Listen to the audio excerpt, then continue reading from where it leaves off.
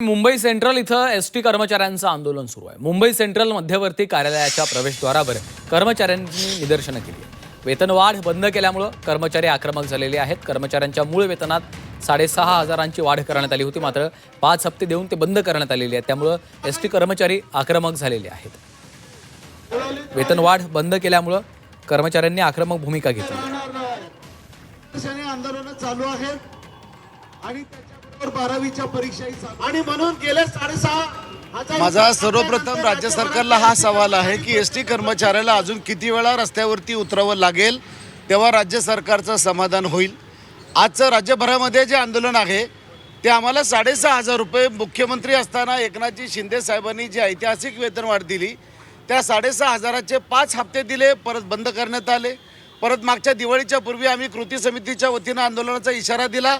त्यानंतर परत एकनाथजी शिंदेसाहेब उपमुख्यमंत्री असताना त्यांनी बैठक घेतली, त्यांनी ते हप्ते चालू केले, 2 हप्ते दिले आणि नंतर आता परत त्या हप्ते काढून घेण्यात आले।